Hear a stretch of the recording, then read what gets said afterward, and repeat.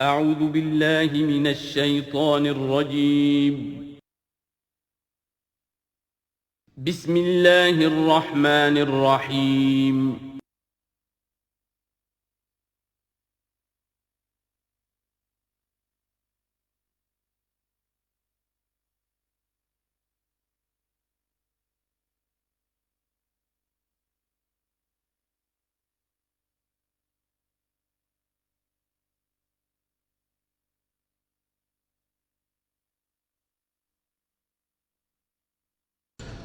الحمد للہ وکفیٰ والصلاة والسلام علی عبادہ الذین اصطفیٰ خصوصاً علی افضلہم وخاتم النبیین محمد الامین وعلی آلہ وصحبہ اجمعین اما بعد فقد قال اللہ تبارک وتعالی کما ورد فی سورۃ البقرہ اعوذ باللہ من الشیطان الرجیم بسم اللہ الرحمن الرحیم الحج اشہر معلومات فمن فرض فیہن الحج فلا رفث ولا فسوق ولا جدال فی الحج وما تفعلوا من خیر یعلمہ اللہ وتزودوا فإن خیر الزاد التقوی واتقون یا اولی الالباب صدق اللہ العظیم۔ پچھلے رکوع سے مناسک حج کا تذکرہ شروع ہو چکا تھا، اور اس کے ضمن میں خاص طور پر یہ کہ اگر کوئی حج کا احرام باندھ کر یا عمرے کا احرام باندھ کر سفر شروع کر دے اور کہیں درمیان میں ایسی رکاوٹ پیش آ جائے کہ اسے احرام کھولنا پڑے بغیر عمرہ کیے اور بغیر حج کیے، تو اس صورت میں کیا قواعد و ضوابط ہیں۔ اب جو یہ رکوع ہے 25واں، اس میں حج کا اصل فلسفہ، اس کی اصل حکمت، اس کی اصل روح کا بیان ہے۔ الحج اشہر معلومات، حج کے مہینے ہیں جو معلوم ہیں، یعنی جو بھی پہلے سے عرب میں رواج چلا آ رہا تھا اس کی توثیق ہو گئی کہ واقعتاً یہ اللہ تعالیٰ ہی کی طرف سے۔ تو حج کے کا جہاں تک ٹائمنگ کا تعلق ہے، مواقیت کا تعلق ہے، وہ گویا کہ اللہ تعالیٰ کی طرف سے توثیق فرما دی گئی۔ فمن فرض فیہن الحج، تو جو کوئی بھی اپنے اوپر لازم کر لے ان مہینوں میں حج کو، لازم کر لے سے مراد نیت پختہ کر لے، اور نیت پختہ کرنے کی علامت احرام باندھ لے۔ فمن فرض فیہن الحج، تو حج کے لیے جو اپنے اوپر لازم کر لے، فلا رفث ولا فسوق ولا جدال فی الحج، تو احرام کی حالت میں یہاں لفظ حج آیا ہے، ان میں سے پہلی قید جو ہے فلا رفث، تو کوئی شہوت کی بات نہیں ہونی چاہیے۔ میاں بیوی بھی ساتھ حج کر رہے ہیں تو احرام کی حالت میں وہی قید ہے کہ جو اعتکاف کی حالت میں ہے۔ باقی یہ کہ فسوق اور جدال، اللہ کی نافرمانی یا باہم جھگڑنا، اس لیے کہ بہت بڑی تعداد میں لوگوں کا اجتماع ہوتا ہے، سفر میں بھی لوگ ساتھ ہوتے ہیں،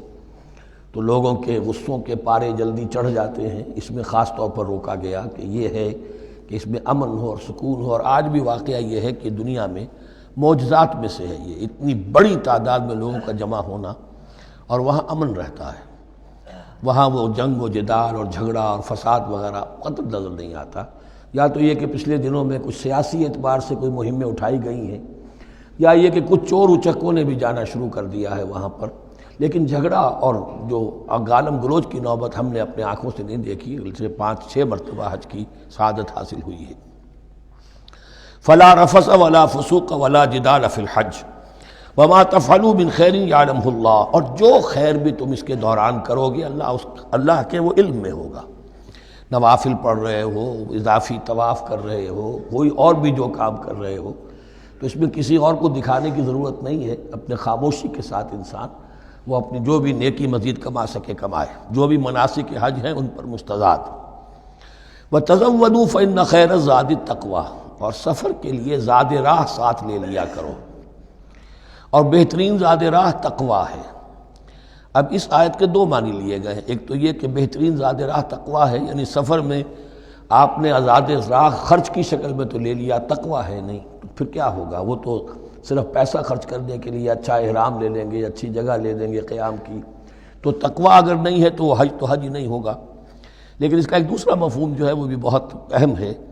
کہ اگر انسان خود اپنا زاد راہ ساتھ نہ لے تو پھر وہاں مانگنا پڑتا ہے۔ تو تقویٰ سے مراد یہاں ہے سوال سے بچنا۔ بہتر یہ ہے کہ زاد راہ لے کر چلو، اور یہ کہ اس کے لیے تمہیں کسی کے سامنے سائل نہ بننا پڑے۔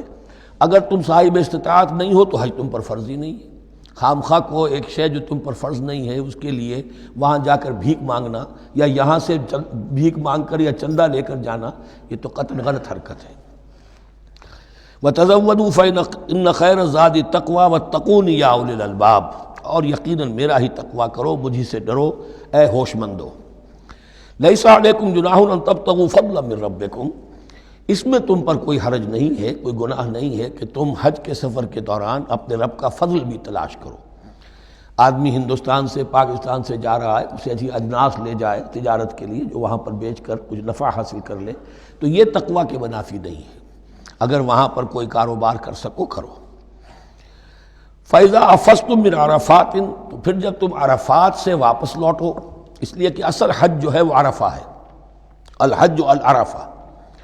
حج کے بقیہ تمام مناسک رہ جائیں، صرف عرفہ میں شمولیت ہو جائے، قیام عرفہ میں تو حج ہو گیا۔ باقی جو چیزیں رہ گئی ہیں اس کا جو بھی اس کا کفارہ ہے، اس کا جو دم دینا ہے وہ دے دیا جائے۔ لیکن عرفہ سے اگر آدمی رہ گیا عرفات کے قیام سے تو پھر حج نہیں ہوا۔ اب یہاں سے جب لوٹتے ہو تو فاذکروا اللہ عند المشعر الحرام، یہ ٹائم ٹیبل نوٹ کر لیجئے کہ اصل میں 8 کی شام کو مکے سے نکلتے ہیں 8 ذی الحج کو، اور رات منی میں گزارتے ہیں۔ پھر 9 کا دن ہے اصل یوم عرفہ، 9 ذی الحج۔ صبح کو نکلتے ہیں، قافلے چلتے ہیں، اور کہیں دوپہر تک، اور دوپہر سے بھی ہو سکتا ہے تاخیر ہو جائے، لیکن کوشش ہوتی ہے کہ ظہر سے پہلے پہنچ جایا جائے۔ لیکن ظہر اور عصر دونوں ملا کر پڑھ لی جائیں عرفات میں داخل ہونے سے پہلے۔ اسی لیے جو مسجد ہے عرفات کے میدان سے ملحق وہ عرفے کے اندر شامل نہیں ہے، وہ اس کی حدود سے باہر ہے۔ تو اصل اس کا افضل یہی ہے کہ ظہر اور عصر ملا کر وہاں پڑھی جائیں، اور اس کے بعد سے غروب آفتاب تک قیام ہے، وہ عرفات کا قیام ہے، اس میں کوئی نماز نہیں، یعنی جو روایتی جو عبادت ہے اس کے سب دروازے بند۔ اب تو اگر دعا کی آپ کے اندر ایک روح پیدا ہو چکی ہے، اپنے رب سے ہم کلام ہو سکتے ہیں، اور آپ کو حلاوت مناجات حاصل ہو گئی ہے، تو دعا مانگتے رہیے، بس یہی ہے دعا۔ قیام عرفہ جو ہے کھڑے ہو کر بیٹھے ہوئے جس طرح بھی ہو اللہ سے مناجات کرو، یا پھر یہ کہ اگر اس میں کبھی ہو جائے کسی وجہ سے تو آدمی تلاوت کرے، لیکن یہ کہ عام نماز نہیں۔ فَإِذَا أَفَضْتُم مِّنْ عَرَفَاتٍ فاذكروا اللَّهَ عِندَ الْمَشْعَرِ الْحَرَامِ، یہ مزدلفہ کا قیام ہے۔ 9 کی شام کو مغرب کی نماز کا وقت ہو چکنے کے بعد وہاں سے روانگی ہے، لیکن وہاں مغرب کی نماز پڑھنے کی اجازت نہیں ہے۔ اب جاؤ اور مغرب اور عشاء دونوں جمع کرو اس میں مشعر حرام یعنی مزدلفہ میں۔ وَاذْكُرُوهُ كَمَا هَدَاكُمْ، اور یاد کرو اسے، ذکر کرو جیسے کہ تمہیں اس نے ہدایت دی ہے۔ اس سے مراد ہے کہ جو کچھ اللہ کے رسول نے تمہیں سکھایا ہے، ذکر کی جو طور طریقے ہیں، اس کے لیے جو بھی طریقے ہیں وہ اللہ نے ہدایت دی اپنے رسول کے ذریعے۔ وَإِن كُنتُم مِّن قَبْلِهِ لَمِنَ الضَّالِّينَ، اور یقیناً اس سے پہلے تو تم گمراہ لوگوں میں سے تھے، تمہیں معلوم نہیں تھا، حج کی شکل باقی رہ گئی تھی، اس کی روح ختم ہو گئی تھی، اس کے مناسک میں بھی تم نے رد و بدل کر دیا تھا، وہ آگے آ رہا ہے۔ ثُمَّ أَفِيضُوا مِنْ حَيْثُ أَفَاضَ النَّاسُ، پھر پلٹو وہیں سے جہاں سے کہ سب لوگ پلٹتے ہیں۔ قریش نے یہ کہا تھا کہ ہماری خاص حیثیت ہے کہ ہم تو منی ہی میں مقیم رہیں گے، باہر سے آنے والے لوگ عرفات جائیں اور عرفات سے پھر واپس لوٹیں، یہ سارے مناسک ہمارے لیے نہیں ہیں، ہم تو مکے والے ہیں، اور ہماری شان یہ ہے کہ ہم عرفات نہیں جائیں گے، منی ہی میں قیام رہے گا۔ یہاں بتایا گیا کہ یہ تم نے غلط بات ایجاد کر لی ہے۔ ثم افیضوا من حیث افاض الناس، جہاں سے سب لوگ لوٹتے ہیں یعنی میدان عرفہ سے، وہیں سے لوٹو۔ واستغفر اللہ، اللہ سے استغفار کرتے رہو، ان اللہ غفور رحیم، یقینا اللہ بخشنے والا رحم فرمانے والا ہے۔ فَإِذَا قَضَيْتُم مَّنَاسِكَكُمْ، اور جب تم اپنے یہ مناسک ادا کر لو، پورے کر لو، فاذکروا اللہ کذکرکم آباءکم، تو اب اللہ کا ذکر کرو جیسے کہ تم اپنے آباء و اجداد کا ذکر کرتے رہے ہو، جس شد و مد کے ساتھ۔ وہاں یہ ہو گیا تھا کہ پھر منی میں جب یہ ٹھہرتے تھے تو اپنے آباء و اجداد کے قصیدے بیان کیے جا رہے ہیں، جیسے ہمارے ہاں ہوتا ہے، جو دیہاتی لوگ ہوتے ہیں، راجپوت لوگ ہوتے ہیں، ان کے میراثی ہوتے ہیں، اسی طرح وہاں شعراء ہوتے تھے قبائل کے، وہ ان قبیلوں کی مدح بیان کرتے تھے، ان کے بڑے بزرگوں کی، اسلاف کی جو ہے عظمت بیان کرتے تھے۔ اللہ کا ذکر ختم ہو چکا تھا،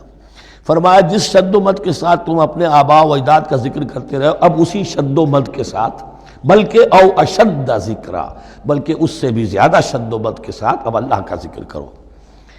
فَمِنَ النَّاسِ مَن يَقُولُ رَبَّنَا آتِنَا فِي الدُّنْيَا وَمَا لَهُ فِي الْآخِرَةِ مِنْ خَلَاقٍ، لوگوں میں سے وہ بھی ہیں جو یہی کہتے رہتے ہیں رب ہمیں دے دے دنیا ہی میں، ایسے لوگوں کے لیے آخرت میں کوئی حصہ نہیں ہے۔ یعنی وہاں پہنچ کر بھی ساری دعائیں ان کی دنیاوی چیزوں کے لیے ہیں، مال کے لیے، اولاد کے لیے، ترقی کے لیے، اور دنیا کی جو بھی چیزیں ہیں، اپنی کوئی مشکلات ہیں ان کے رفع کرنے کے لیے، چونکہ ان کے دلوں میں دنیا بسی ہوئی ہے۔ اشربوا فی قلوبہم الدنیا، ان کے دلوں میں جیسے بنی اسرائیل کے دلوں میں بچڑے کا تقدس ملا دیا گیا تھا اور محبت، اسی طرح ہمارے دلوں میں دنیا کی محبت ہے، تو وہاں جا کر بھی دنیا ہی کی دعائیں ہیں۔ فَمِنَ النَّاسِ مَن يَقُولُ رَبَّنَا آتِنَا فِي الدُّنْيَا وَمَا لَهُ فِي الْآخِرَةِ مِنْ خَلَاقٍ، ظاہر بات ہے ایسے لوگوں کے لیے پھر آخرت میں کوئی حصہ نہیں ہے۔ وَمِنْهُم مَن يَقُولُ، اور ان میں سے وہ بھی ہیں جو یہ کہتے ہیں ربنا آتنا فی الدنیا حسنۃ وفی الآخرۃ حسنۃ وقنا عذاب النار، پروردگار ہمیں اس دنیا میں بھی خیر عطا فرما اور آخرت کا بھی خیر عطا فرما اور ہمیں بچا لے آگ کے عذاب سے۔ اب دنیا کا خیر جو ہے سب سے بڑا وہ ایمان ہے، ہدایت ہے۔ دنیا کا کوئی خیر نہیں ہے جب تک کہ اس کے ساتھ ہدایت اور ایمان نہ ہو۔ تو سب سے پہلے انسان ایمان طلب کرے، پھر اس کے ساتھ اللہ تعالیٰ دنیا میں کشادگی دے دے، رزق میں بھی کشائش دے دے تو ٹھیک ہے، کوئی بری بات نہیں، اچھی بات ہے۔ لیکن یہ کہ اصل شے کیا ہے؟ ایمان اور استقامت۔ اولئک لہم نصیب مما کسبوا، یہاں یہ لفظ بہت اہم ہے، ان کے لیے حصہ ہوگا اس میں سے جو انہوں نے کمایا۔ محض یہ دعا کرنے سے یہ دعا جو ہے یہ کافی نہیں ہو جائے گی۔ اول تو یہ نوٹ کر لیجئے یہی وہ دعا ہے جو یعنی رکن یمانی سے لے کر جو بھی ہر چکر ہوتا ہے اس کا طواف کا، تو رکن یمانی سے لے کر حجر اسود تک کا جو دورہ ہے، اس میں یہ دعا مانگی جاتی ہے، ربنا آتنا فی الدنیا حسنۃ وفی الآخرۃ حسنۃ وقنا عذاب النار اولئک لہم نصیب مما کسبوا، ان کے لیے حصہ ہے اس میں سے جو انہوں نے کمایا۔ اچھا، اس میں سے جو انہوں نے کمایا، اس میں سے کیوں؟ وہ تو سارا ملنا چاہیے، لیکن بندے کو ڈرتا رہنا چاہیے کہ ممکن ہے اس میں سے کسی مسئلے میں میری نیت میں کوئی فساد آ گیا ہو، ممکن ہے اس میں سے میرے کسی عمل کے اندر کوئی کمی رہ گئی ہو، کوئی کوتاہی رہ گئی ہو۔ اس لیے یہ نہ سمجھ لے کہ جو بھی کچھ کیا ہے اس کا اجر لازماً ملے گا۔ مما کسبوا، جو انہوں نے کمایا ہے اس میں خلوص ہے، اس میں بے ریائی ہے، اس میں تمام جو بھی اس کے آداب اور شرائط ہیں ملحوظ رکھے گئے ہیں، تو ان کو اس کا حصہ ملے گا۔ واللہ سریع الحساب، اور اللہ تعالیٰ کو حساب چکانے میں دیر نہیں لگتی، بہت جلدی حساب کر لے گا۔ اب تو ہمارے سامنے نقشے موجود ہے، کمپیوٹرز ہیں، کتنی جلدی حساب ہو جاتا ہے، تو اللہ کے ہاں تو پتہ نہیں کیسا سپر کمپیوٹر ہوگا کہ اسے حساب نکالنے میں دیر نہیں لگے گی۔ وَاذْكُرُوا اللَّهَ فِي أَيَّامٍ مَّعْدُودَاتٍ، اور ذکر کرو اللہ کا گنتی کے چند دنوں میں۔ یہ لفظ یہاں پر پھر آ گیا ہے اس بات کی وضاحت کے لیے جو میں نے عرض کیا تھا کہ ابتدائی جو حکم تھا روزے کا، ایام معدودات، وہ 3 دن کے روزے تھے، اس لیے کہ یہاں بھی معدودات کا لفظ آیا ہے، فی ایام معدودات، اور سب کو معلوم ہے یہ 3 دن ہیں، 11ویں 12ویں 13ویں تاریخ جو ہے ذی الحج کی، کہ پھر یوم نحر کے بعد 3 دن یہاں پر قیام ہے، مبیت ہے، تو وہ 3 دن ہے ایام معدودات۔ فمن تعجل فی یومین، تو جو کوئی 2 دن ہی میں جلدی سے واپس آ جائے، فلا اثم علیہ، یعنی 3 دن پورے نہیں کرتا، 2 دن ہی میں واپسی کو اختیار کر لیتا تو کوئی گناہ اس پر نہیں ہے۔ ومن تأخر، اور جو پیچھے رہے یعنی 3 دن کی مقدار پوری کر لے، فلا اثم علیہ لمن اتقى، تو اس پر بھی کوئی گناہ نہیں، لیکن شرط ہے تقوی۔ جو 2 دن میں چلا گیا تقوی تھا تو بھی اللہ تعالیٰ کے ہاں اس کا اجر محفوظ ہے، جو 3 دن رہا تقوی ہے، تیسرے دن اس نے کچھ اور ہی حرکتیں نہ شروع کر دی ہوں، جی اکتایا ہوا ہے اور طبیعت کے اندر جو ہے وہ ٹھہراؤ نہیں ہے، تو وہ تیسرا دن اس کے لیے کوئی خاص مفید نہیں ثابت ہوگا۔ لیکن یہ کہ اصل شے جو ہے اللہ کے ہاں جو چیز کے شرط لازم ہے قبولیت کے لیے وہ تقوی ہے۔ لمن اتقى واتقوا اللہ واعلموا انکم الیہ تحشرون، اور اللہ کا تقوی اختیار کرو اور یہ مستحضر رکھو اپنے ذہن میں کہ تمہیں اسی کی جانب جمع کر دیا جائے گا، تم سب کے سب ہانک کر لے جاؤ گے اسی کی جناب میں۔ وَمِنَ النَّاسِ مَن يُعْجِبُكَ قَوْلُهُ فِي الْحَيَاةِ الدُّنْيَا، اب یہ منافقین میں سے ایک گروہ کا خاص ایک تذکرہ ہو رہا ہے۔ ایک منافق تو ہوتے تھے کہ جو عام ہیں، ان کی زبانوں پر بھی نفاق واضح طور پر ظاہر ہو جاتا تھا، اور ایک قسم کے منافق وہ ہوتے تھے بڑے چاپلوس، چرب زبان، کہ ان کی گفتگو دیکھیے تو وہ تو بڑے مخلص ہیں اور بڑے ہی فداکار ہیں اور بڑے ہی آپ کے ساتھ ان کا تعلق جو ہے وہ نیک نیتی پر مبنی ہے، ان کی زبانیں جو ہیں معلوم ہوتا ہے کہ اس میں تو سب گھی شکر گھلا ہوا ہے، لیکن یہ کہ ان کا کردار انتہائی خراب ہوتا ہے، اور پھر وہ جب واپس جاتے ہیں باتیں کرنے کے بعد یا باتیں بنانے کے بعد تو ان کا کردار جو ہے وہ فساد پر مبنی ہوتا ہے۔ وَمِنَ النَّاسِ مَن يُعْجِبُكَ قَوْلُهُ فِي الْحَيَاةِ الدُّنْيَا، اور لوگوں میں سے ایسے بھی ہیں جن کی باتیں تمہیں بڑی اچھی لگتی ہیں دنیا کی زندگی میں، وَيُشْهِدُ اللَّهَ عَلَى مَا فِي قَلْبِهِ، اور وہ اللہ کو بھی گواہ ٹھہراتا رہتا ہے، میں جو کچھ کہہ رہا ہوں اللہ جانتا ہے، میں خلوص سے کہہ رہا ہوں، میں بالکل اپنی نیک نیتی سے کہہ رہا ہوں، اللہ جانتا ہے۔ وَهُوَ أَلَدُّ الْخِصَامِ، حالانکہ فی الواقع وہ دشمن ہے بہت سخت، الد بہت شدید، اور خصام خصم دشمن کے لیے آتا ہے۔ وَإِذَا تَوَلَّى، جب وہ پیٹھ موڑتے جاتا ہے، سعى فِي الْأَرْضِ، اب وہ زمین میں جو بھاگ دوڑ کرتا ہے، لِيُفْسِدَ فِيهَا، اس میں فساد مچائے، وَيُهْلِكَ الْحَرْثَ وَالنَّسْلَ، اور ہلاک کرے، کہیں کسی کی کھیتی جلا دی، کہیں کسی کا کوئی جانور جو ہے وہ ختم کر دیا، مار دیا۔ وَاللَّهُ لَا يُحِبُّ الْفَسَادَ، اللہ تعالیٰ کو فساد بالکل پسند نہیں ہے۔ وَإِذَا قِيلَ لَهُ اتَّقِ اللَّهَ، جب ایسے شخص سے کہا جاتا ہے کہ تو اللہ کا خوف کرو، اللہ سے ڈرو، تم باتیں ایسی کرتے ہو، عمل تمہارا یہ ہو رہا ہے، سوچو تو صحیح۔ اخذته العزت بالاسم، تو اس کو اپنی عزت نفس، جھوٹی عزت نفس گناہ پر اور جما دیتی ہے۔ ایک شخص وہ ہوتا ہے جس سے خطا ہو گئی، غلطی ہو گئی، اس نے اپنی خطا تسلیم کر لی تو اصلاح کر لے گا۔ ایک وہ ہے کہ جو کیسے مان لوں میری غلطی ہے، اس کی جھوٹی انا جو ہے اور جو اس کی جھوٹی عزت نفس ہے وہ اسے اور گناہ کے اوپر چپکا دیتی ہے۔ اخذته العزت بالاسم، اس کو اور اس پر جامد کر دیتی ہے۔ فحسبه جہنم، تو اس کے لیے تو اب کافی ہے جہنم ہی، وَلَبِئْسَ الْمِہَادُ، اور یقیناً وہ بہت برا ٹھکانہ ہے۔ روایات میں آتا ہے کہ ایک شخص خاص تھا، اخنس ابن شریق، اس کا یہ کردار ہے، لیکن یہ کہ یہ تو یوں سمجھیے کہ شان نزول کے اعتبار سے یہ بات ٹھیک ہے، اور یہ کہ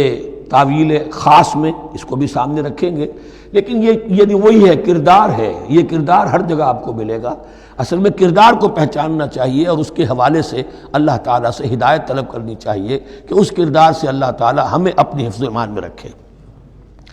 وَمِنَ النَّاسِ مَن يَشْرِي نَفْسَهُ ابْتِغَاءَ مَرْضَاتِ اللَّهِ، قرآن کا یہ عام اسلوب ہے کہ تقابل ضرور کرتا ہے،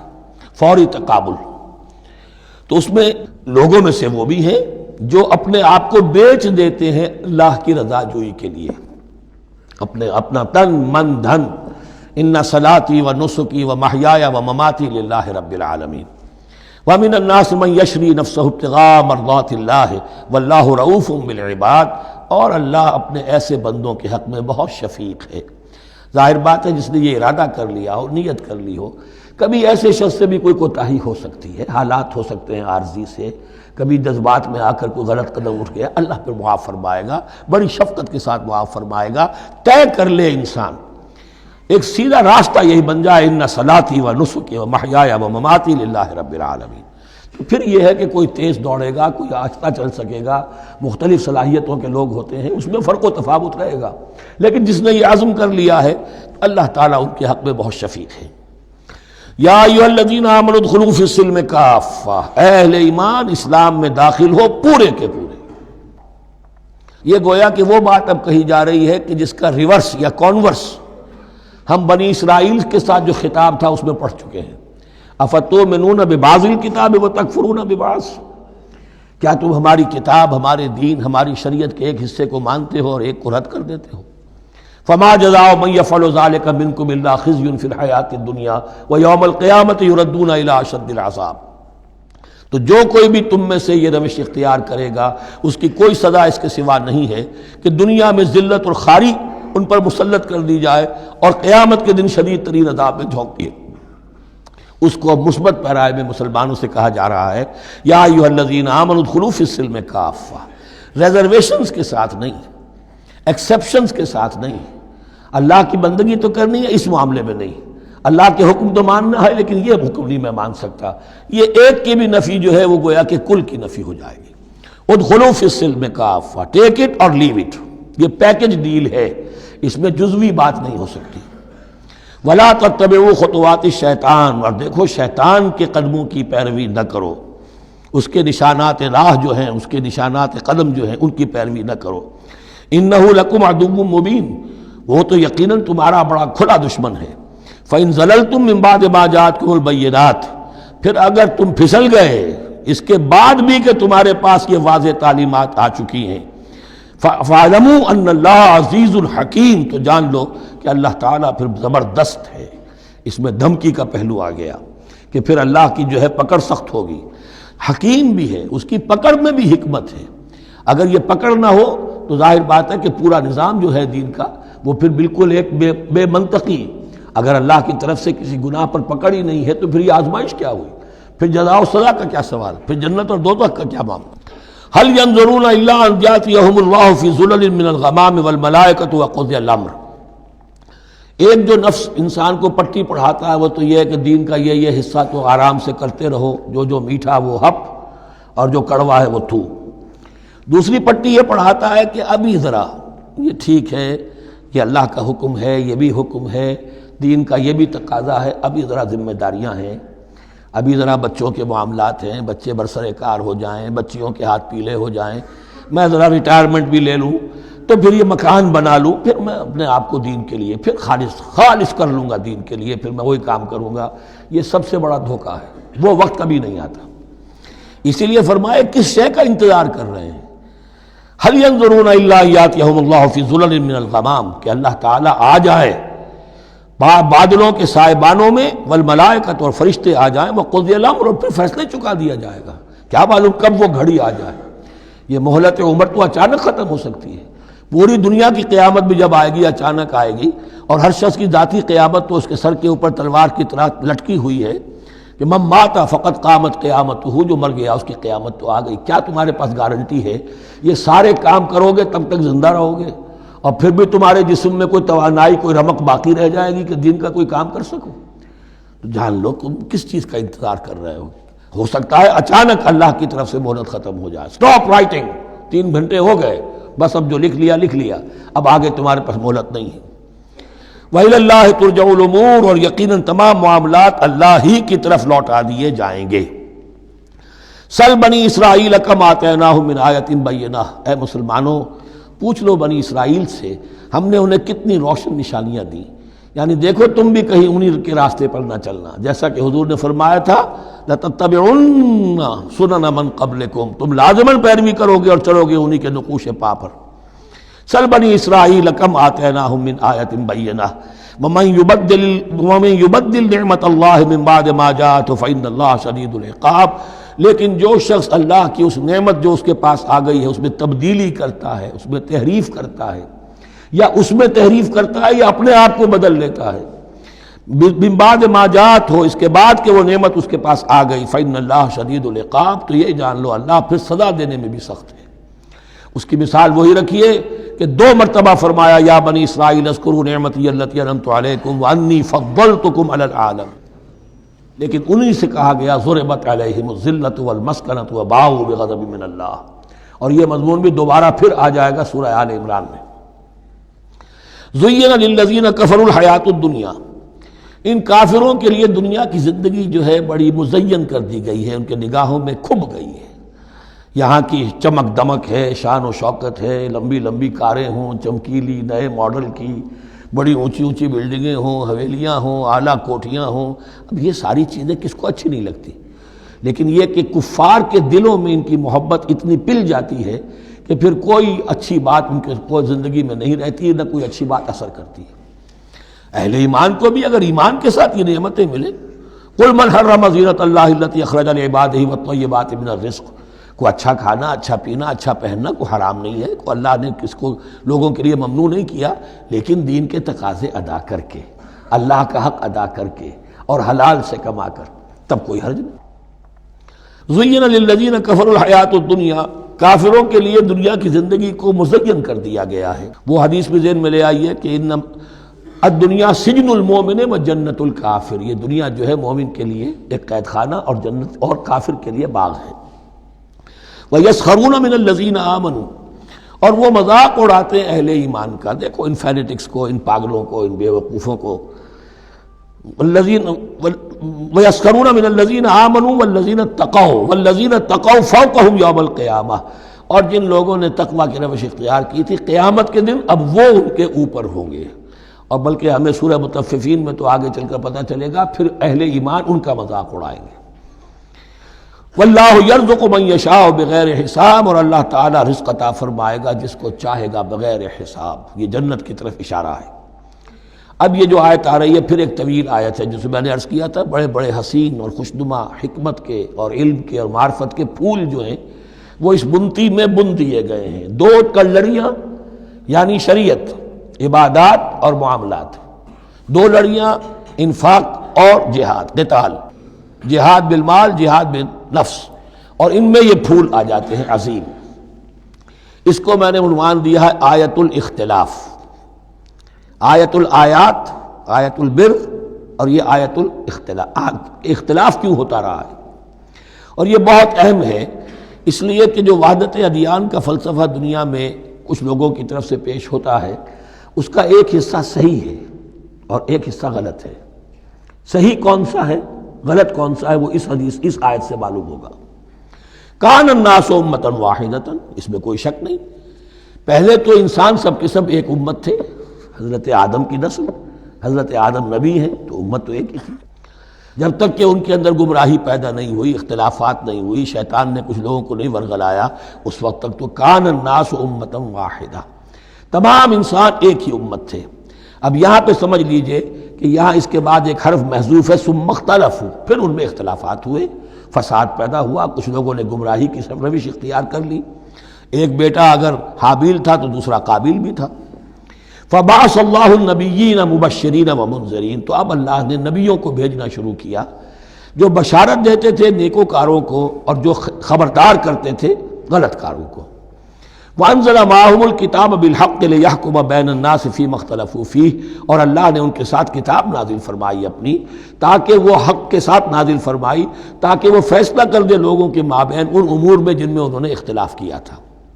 وَمَا اخْتَلَفَ فِيهِ إِلَّا الَّذِينَ أُوتُوهُ مِن بَعْدِ مَا جَاءَتْهُمُ الْبَيِّنَاتُ بَغْيًا بَيْنَهُمْ، اور پھر جو اختلاف کیا ان میں سے تو نہیں کیا اختلاف کرنے والوں نے مگر جن کو کہ وہ کتاب دی جا چکی تھی، ہدایت دی جا چکی تھی، من بعد ما جاءتهم البینات، اور اس کا سبب کیا تھا؟ بغیم بینہم، یہ لفظ میں نے پہلے بھی نوٹ کروایا تھا، بغیم بینہم، دی ارج ٹو ڈومینیٹ، زدم زدہ، سارا فساد دنیا میں جو ہوتا ہے دی ارج ٹو ڈومینیٹ، آدمی جو ہے میں اس کی بات کیوں مانوں، یہ کیوں نہ میری مانے، یہ ہے کہ جس میں جو بھی سربراہی اور بالادستی حاصل کرنے کی جو ایک انسان کے اندر ایک ہے امنگ ہے، یہ امنگ رکھی گئی ہے انسان میں، جہاں انسان کے اندر اچھے میلانات رکھے گئے برے بھی رکھے گئے، نفس بھی تو انسان ہی میں ہے، اس لیے کہ انہی کی درمیان حق و باطل کی کشمکش چلتی ہے انسان کے باطن میں، حق و باطل کی ایک کشاکش انسان کے باطن میں چلتی ہے، ایک خارج میں چلتی ہے۔ تو فرمایا پھر ہم نے اپنے رسول بھیجنے شروع کیے، فبعث اللہ النبیین مبشرین ومنذرین وانزل معهم الکتاب بالحق لیحکم بین الناس فیما اختلفوا فیہ وما اختلف فیہ الا الذین اوتوہ من بعد ما جاءتهم البینات بغیا بینہم فہدی اللہ الذین آمنوا لما اختلفوا فیہ من الحق باذنہ۔ تو اب اس کے بعد اللہ تعالی نے ہدایت دی ان لوگوں کو جو ایمان لائے ان چیزوں کے بارے میں جس میں کہ وہ اختلاف کر چکے تھے حق سے، اپنے حکم سے اللہ نے ان کو ایمان کی طرف ہدایت فرما دی۔ واللہ یہدی من یشاء الی صراط مستقیم، اور اللہ ہدایت دیتا ہے جس کو چاہتا ہے سیدھے راہ کی طرف۔ لیکن اس کا دوسرا ترجمہ یہ بھی ہوگا اللہ ہدایت دیتا ہے اس کو جو چاہتا ہے، من یشاء، من یشاء میں اللہ کی مشیت بھی ہے اور جو ہدایت کا طالب ہوتا ہے، واللہ یہدی من یشاء،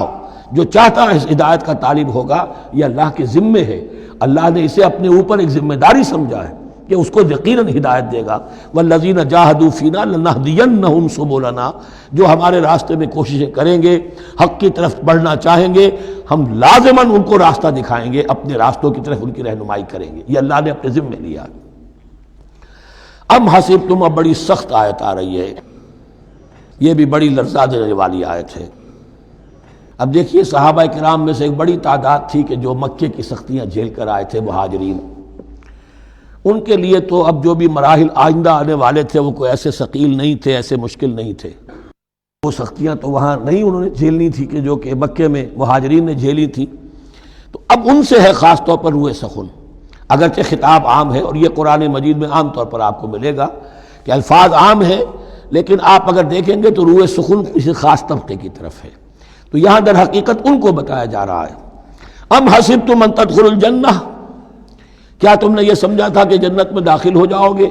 ولما یاتکم مثل الذین خلوا من قبلکم، حالانکہ ابھی تک تو تمہارے اوپر وہ حالات و واقعات تو وارد ہی نہیں ہوئے جو ان پر ہوئے تھے جو تم سے پہلے تھے۔ مستہم الباساء،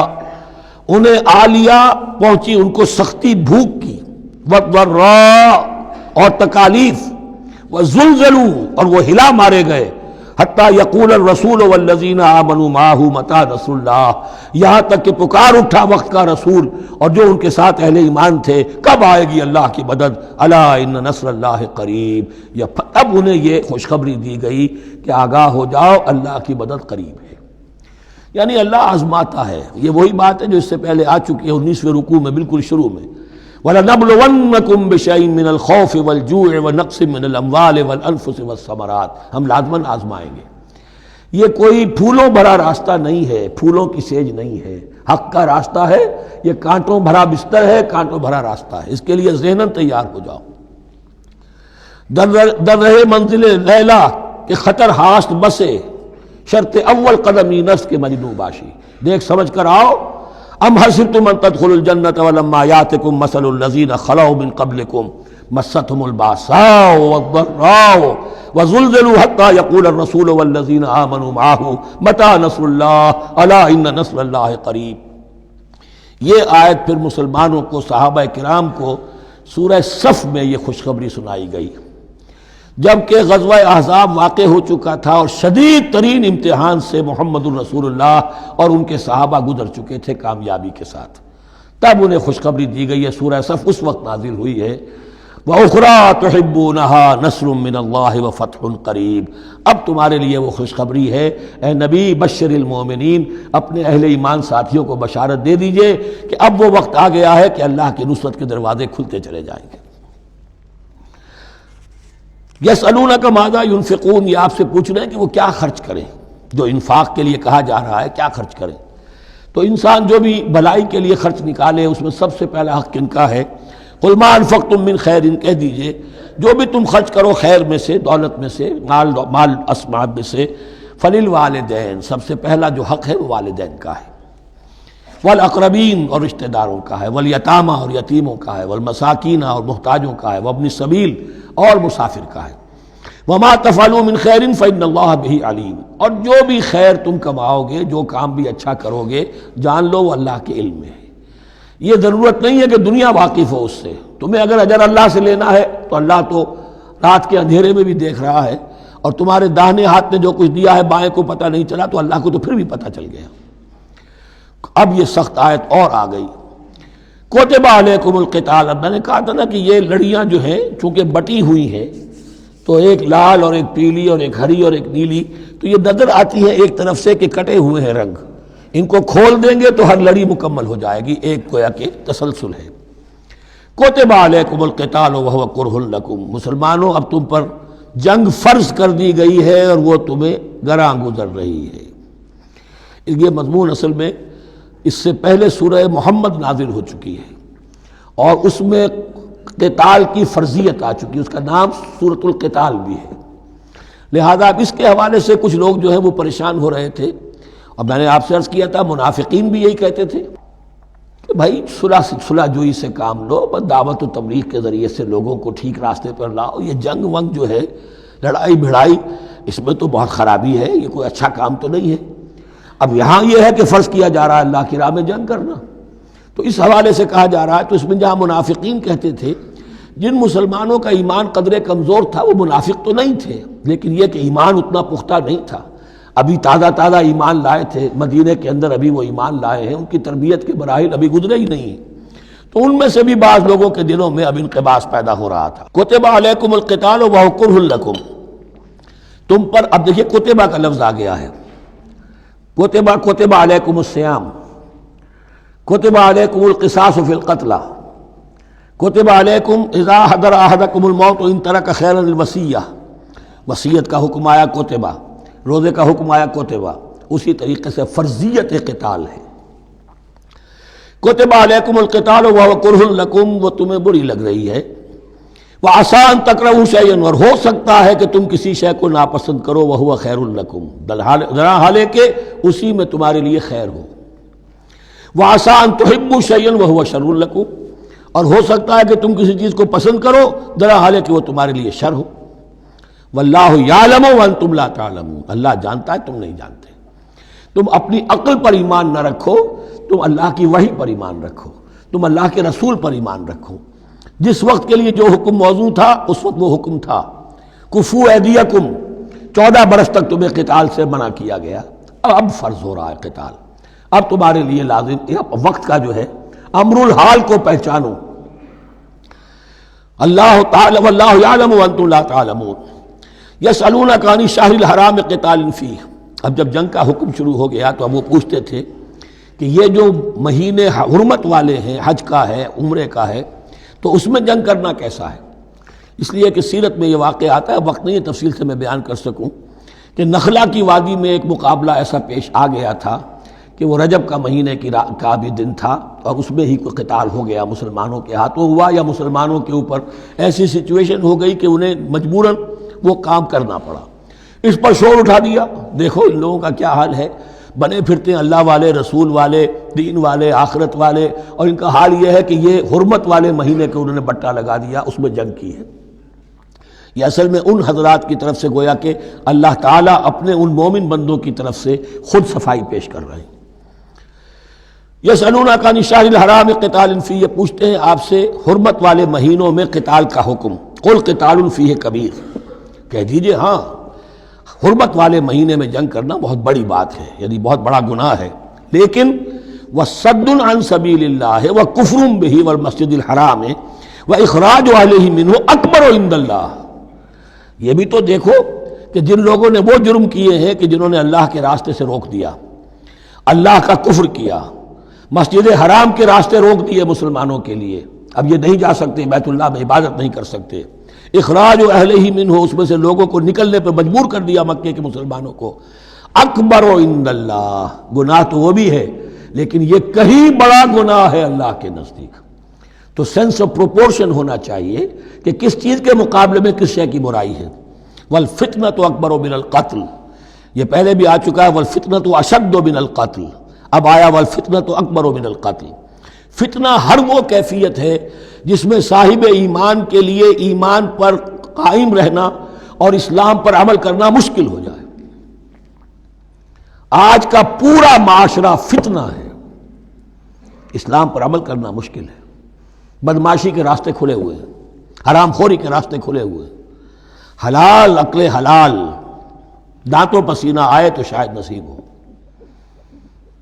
شادی کے نکاح کے راستے بند کیے ہوئے ہیں، یہ شرطیں ہیں اور یہ شرطیں ہیں اور یہ شرطیں ہیں اور یہ ہے اور یہ چیزیں لازمی ہیں، اور زنا کے راستے کھلے ہیں۔ جائیے جس معاشرے کے اندر جب غلبہ باطل کا ہوگا حق پر چلنا ممکن نہیں رہے گا، وہ جو باطل کا غلبہ ہے وہ سب سے بڑا فتنہ ہے۔ والفتنۃ اکبر من القتل، فتنہ جو ہے بہت بڑی شے ہے قتل کے مقابلے میں۔ ولا یزالون یقاتلونکم حتی یردوکم عن دینکم ان استطاعوا، اور سن لو یہ لوگ تم سے جنگ کرتے رہیں گے یہاں تک کہ لوٹا دیں تمہیں اپنے دین سے،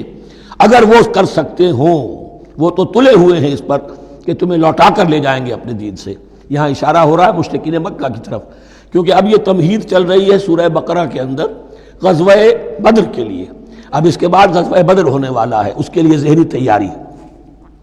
ولا یزالون یقاتلونکم حتی یردوکم عن دینکم ان استطاعوا، وہ تو اپنی سے کوشش کرتے رہیں گے کہ تمہیں تمہارے دین سے پھرا کر لوٹا کر واپس لے جائیں اگر ان میں طاقت ہے۔ ومن یرتد منکم عن دینہ، اور سن لو جو بھی کوئی تم میں سے پھر گیا، مرتد ہو گیا اپنے دین سے، فیمت، اور اسی حالت میں اس کی موت آ گئی، وہو کافر، کہ وہ کافر ہی تھا، فاولئک حبطت اعمالہم فی الدنیا والآخرہ، تو یہ وہ لوگ ہوں گے کہ جن کے تمام اعمال دنیا اور آخرت میں حبط ہو گئے۔ پہلے کتنے ہی نیکیاں کی ہوئی تھیں، کتنے ہی نمازیں پڑھی ہوئی تھیں، کتنا ہی جو ہے انفاق کیا تھا، صدقات دیے تھے، کچھ بھی کیا، سب کا سب زیرو ہو جائے گا۔ وَأُولَٰئِكَ أَصْحَابُ النَّارِ هُمْ فِيهَا خَالِدُونَ، اور وہ ہوں گے جہنم والے اور رہیں گے اس میں ہمیشہ ہمیشہ۔ إِنَّ الَّذِينَ آمَنُوا وَالَّذِينَ هَاجَرُوا وَجَاهَدُوا فِي سَبِيلِ اللَّهِ أُولَٰئِكَ يَرْجُونَ رَحْمَتَ اللَّهِ وَاللَّهُ غَفُورٌ رَحِيمٌ، یقیناً وہی لوگ جو ایمان لائے اور جنہوں نے ہجرت کی اور جہاد کیا اللہ کی راہ میں، یہ وہ لوگ ہیں جو اللہ کی رحمت کے امیدوار ہیں۔ بڑا لطیف طنز ہے ان پر، جا رہے ہیں حرام کے راستے پر، اللہ رحمت فرمائے گا، اللہ رحمت نہیں فرماتا، اللہ کی رحمت کا مستحق بننا پڑتا ہے۔ اللہ کی رحمت کا مستحق وہی ہے،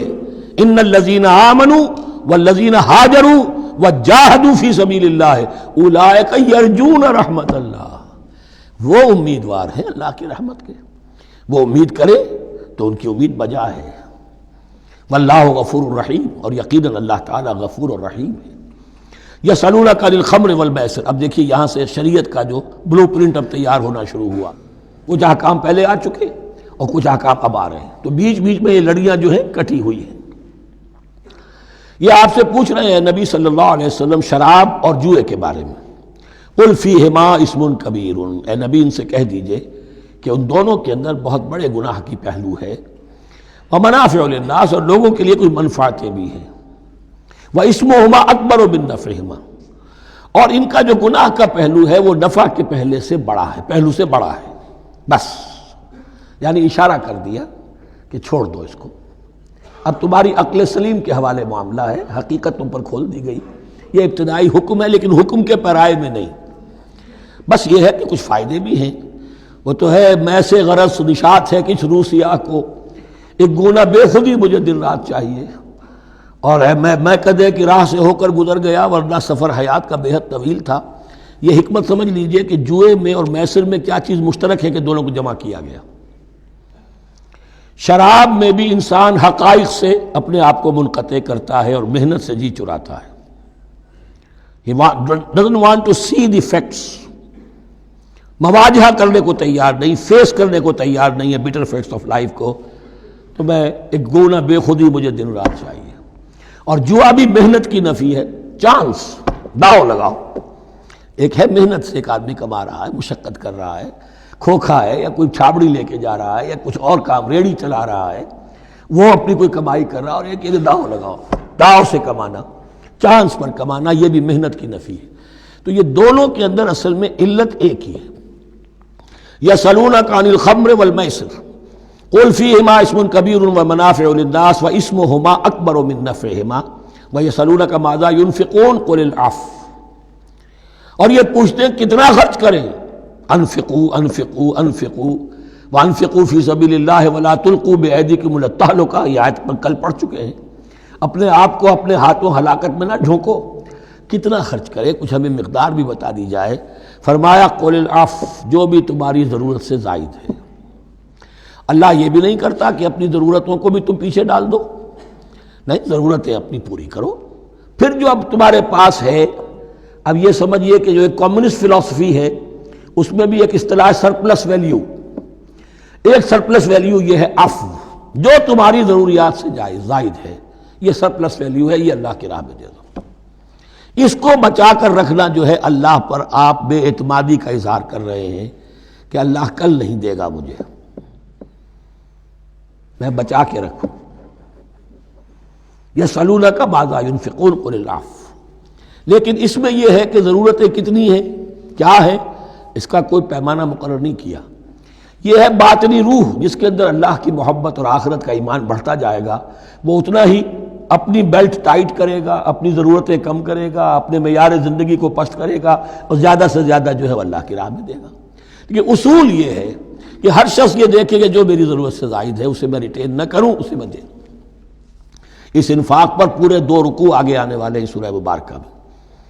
کذالک یبین اللہ لکم الآیات لعلکم تتفکرون، اسی طرح اللہ تعالیٰ اپنی آیات تمہارے لیے واضح کر رہا ہے تاکہ تم تفکر کرو، غور کرو، فی الدنیا والآخرہ، تمہارا یہ غور دنیا کے بارے میں بھی ہونا چاہیے، آخرت کے بارے میں۔ دنیا میں بھی اسلام رہبانیت نہیں سکھاتا، نہ کھاؤ نہ پیو، چلے کشی کرو، چلے جاؤ جنگلوں میں، نہیں، اسلام متمدن زندگی کی تعلیم دیتا ہے، گھر گھرستی ہے، شادی کرو، بیوی بچوں والے رہو، ان کے بھی حقوق کو ادا کرو، ان کا بھی پیٹ تمہیں پالنا ہے، تو تفکر فی الدنیا والآخرہ، آخرہ کے لیے، لیکن یہ کہ اس میں ریشو پروپورشن رہنی چاہیے۔ دنیا کی کتنی قدر و قیمت ہے، آخرت کی کتنی قدر و قیمت ہے، اس کو جان لو۔ اسی کے حساب سے ایلوکیشن اگر نہیں ہے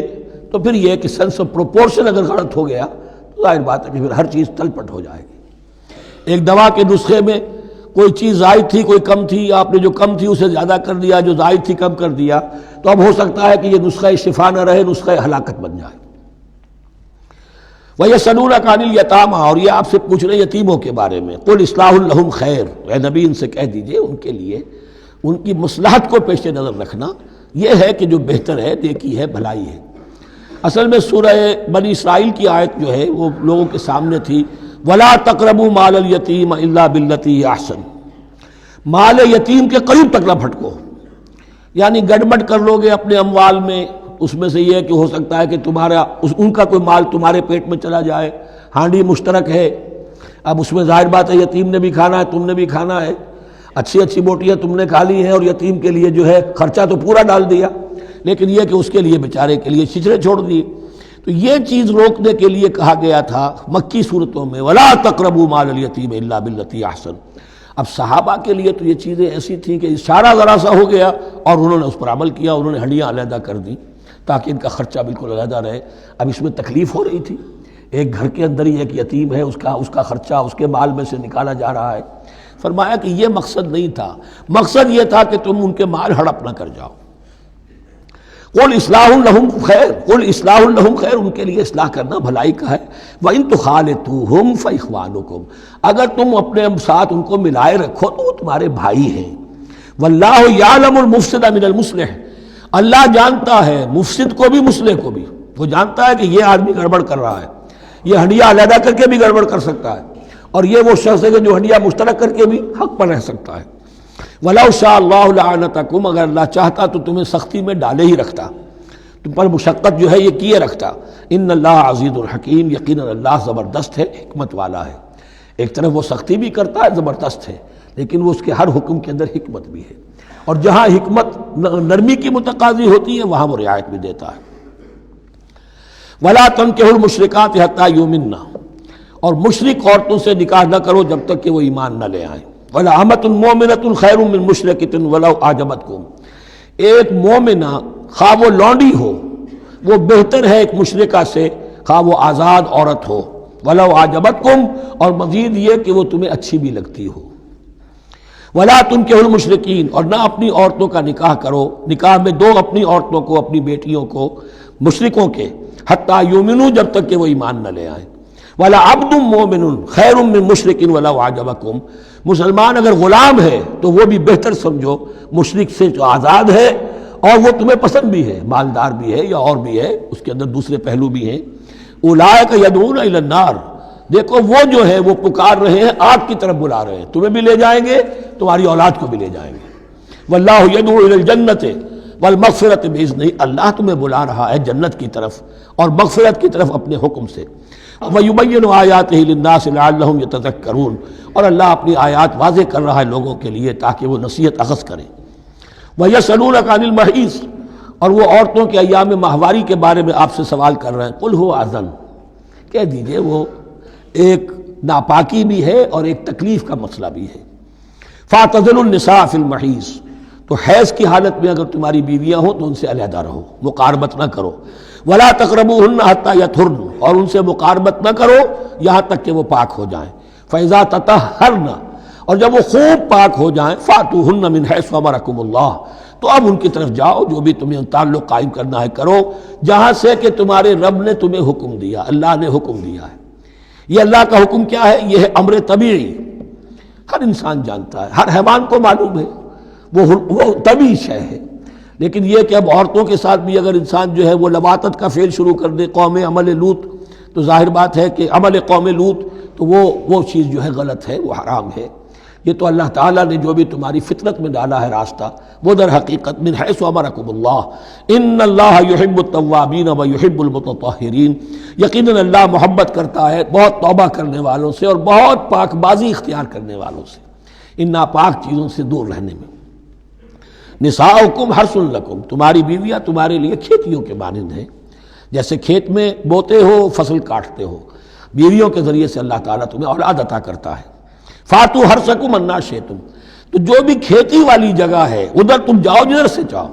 یعنی اس میں یہ ہے کہ کوئی رکاوٹ نہیں ہے، وہ داہنی طرف سے بائیں طرف سے جدھر سے بھی ہو، لیکن ہو وہ فرج کے اندر، وہ مقد کے اندر معاملہ نہ ہو۔ فاتو حرثکم انا شئتم وقدموا لانفسکم، اور اپنے آگے کے لیے سامان کرو، یعنی اپنی اولاد۔ انسان جو ہے بڑھاپے کے لیے اس کا ایسٹ بنتی ہے اس کی اولاد۔ آج تو دنیا اولاد سے بھاگتی ہے، لیکن ایک زمانے میں تو اولاد جو ہے وہ عصائے پیری شمار ہوتی تھی۔ وقدموا لانفسکم واتقوا اللہ واعلموا انکم ملاقوہ،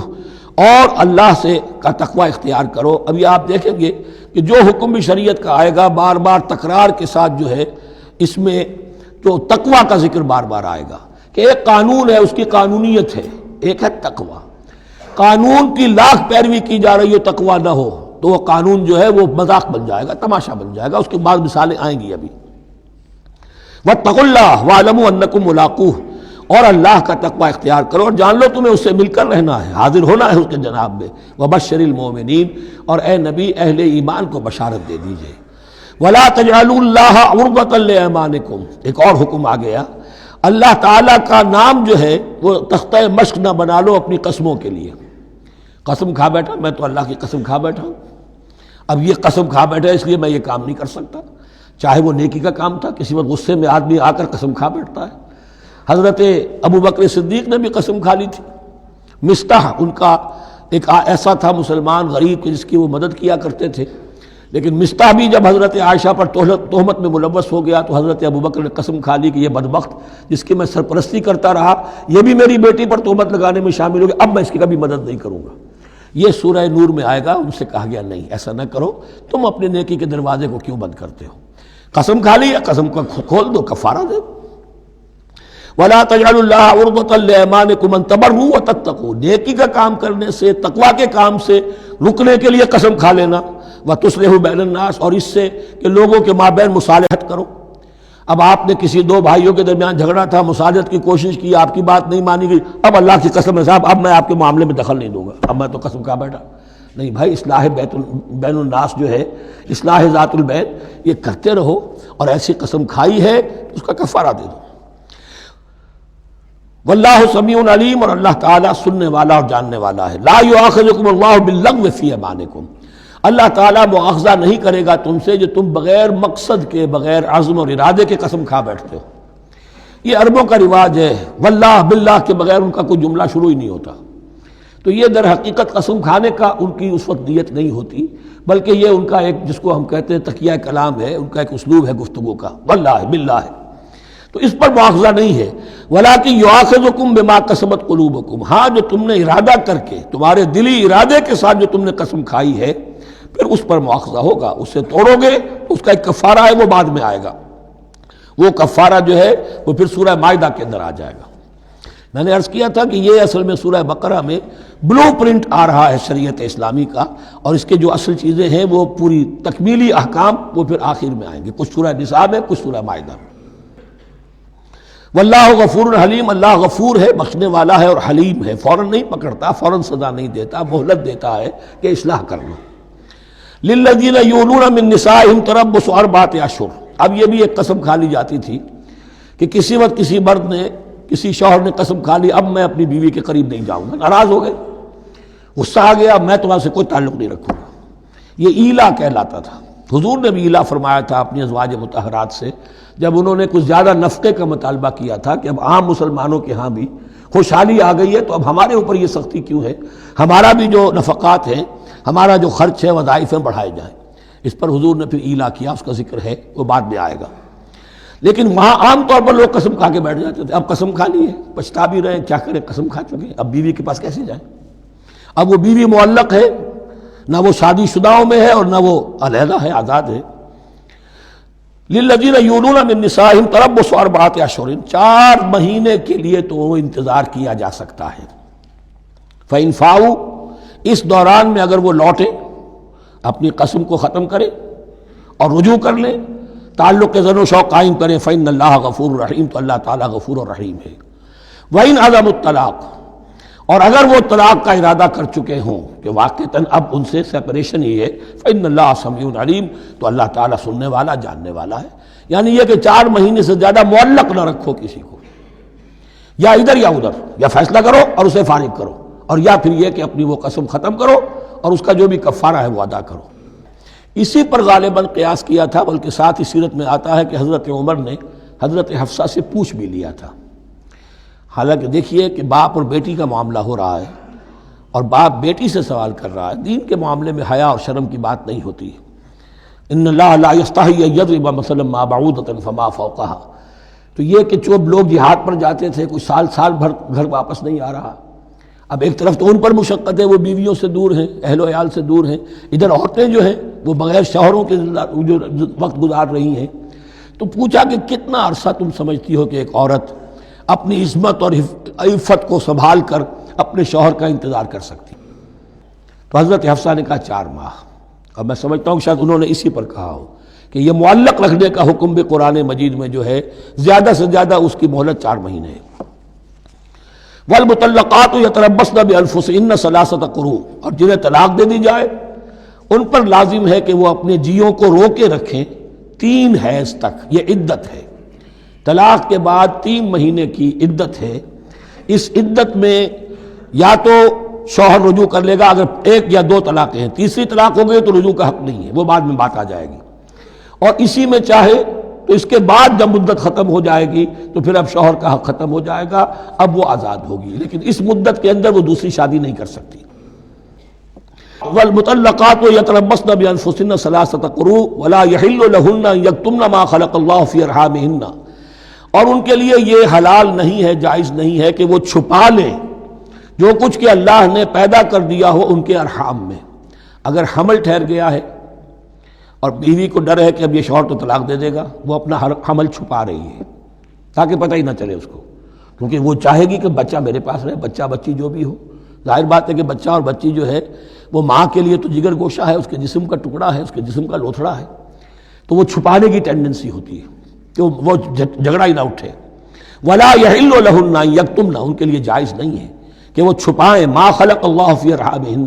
جو کچھ کے پیدا کر دیا ہے اللہ نے ان کے رحموں میں۔ ان کن یؤمن باللہ والیوم الآخر، اگر وہ فی الواقع ایمان رکھنے والی ہے اللہ پر اور یوم آخر پر۔ وبعولتهن احق بردهن فی ذلک ان ارادوا اصلاحا، اور یہ جو عدت کی مدت ہے اس میں ان کے شوہروں کو حق حاصل ہے، زیادہ حقدار ہیں کہ انہیں لوٹا لیں، اسے رجعت کہتے ہیں، رجوع کیا جا سکتا ہے عدت کے اندر، لیکن تیسری طلاق کے بعد نہیں۔ پہلی طلاق، دوسری طلاق، اس کے بعد دونوں میں جو عدت ہوگی اس میں رجوع کر سکتا ہے شوہر، اس کا اختیار ہے، بیوی کو نہ کہنے کا اختیار نہیں ہے کہ اب تم طلاق دے چکے ہو، اب میں تمہاری بات ماننے کو تیار نہیں ہوں، اس کا اسے حق نہیں ہے۔ اسے پھر وہ مرد کا جو حق ہے وَبَعُولَتُهُنَّ أَحَقُّ بِرَدِّهِنَّ، وہ زیادہ حقدار ہے کہ انہیں لوٹا لے، فی ذالک، اس مدت کے اندر ان ارادوا اصلاحا، اگر وہ واقعتاً اصلاح ہی چاہتے ہیں۔ وَلَهُنَّ مِثْلُ الَّذِي عَلَيْهِنَّ بِالْمَعْرُوفِ، اور ان کے لیے حقوق ہیں جو کہ مناسبت سے ہیں ان کی ذمہ داریوں کے۔ وَلِلرِّجَالِ عَلَيْهِنَّ دَرَجَةٌ، اور مردوں کو ان پر ایک درجہ فوقیت کا، ایک درجہ فضیلت کا، ایک درجہ حقوق کا حاصل ہے۔ واللہ عزیز الحکیم، اور اللہ تعالی زبردست ہے اور حکمت والا ہے۔ یہ آیت اصل میں اس زمانے میں بہت مس انٹرپریٹ ہوئی ہے، اور بعض مترجمین نے بھی ترجمہ غلط کیا ہے، یعنی اس کا یہ ترجمہ کرنا لہن مثل الذی علیہن، ان کے بھی حقوق مردوں پر ویسے ہی ہیں جیسے مردوں کے حقوق ہیں ان پر، تو یہ تو مساوات ہو گئی، اور مساوات جو اسلامی شریعت میں مرد اور عورت کے درمیان، شوہر اور بیوی کے درمیان نہیں ہے۔ مراد کیا ہے؟ لام اور اعلیٰ کا جو استعمال ہوتا ہے عربی میں، لام کسی کے حق کے لیے اور اعلیٰ کسی کی ذمہ داری کے لیے۔ لہن، ان کے لیے حقوق ہیں، مثل الذی علیہن، جیسے کہ ان پر ذمہ داریاں ہیں۔ اللہ تعالیٰ نے جیسے ذمہ داری مرد پر ڈالی ہے ویسے حقوق اس کو دیے ہیں، جیسی ذمہ داری عورت پر ڈالی ہے اس کی مناسبت سے کورسپونڈنگلی پروپورشنیٹ جو ہے اس کو بھی حق دے دیے ہیں۔ اور اس بات کو کھول دیا، مساوات کہاں سے آئے گی؟ جب کہہ دیا وَلِلرِّجَالِ عَلَيْهِنَّ دَرَجَةٌ، اور مردوں کو ان پر ایک درجہ حاصل ہے، فوقیت کا درجہ حاصل ہے۔ واللہ عزیز الحکیم۔ اب یہ تمہیں پسند ہو تب بھی اور ناپسند ہو تب بھی، اللہ تعالی عزیز ہے، حکیم ہے، وہ سب کچھ جاننے والا ہے، اور وہ زبردست ہے، جو چاہے حکم دے، اور حکیم ہے، حکمت والا ہے، اس کا حکم حکمت پر مبنی ہے۔ بارک اللہ لی ولکم فی القرآن العظیم ونفعنی وإیاکم بالآیات والذکر الحکیم۔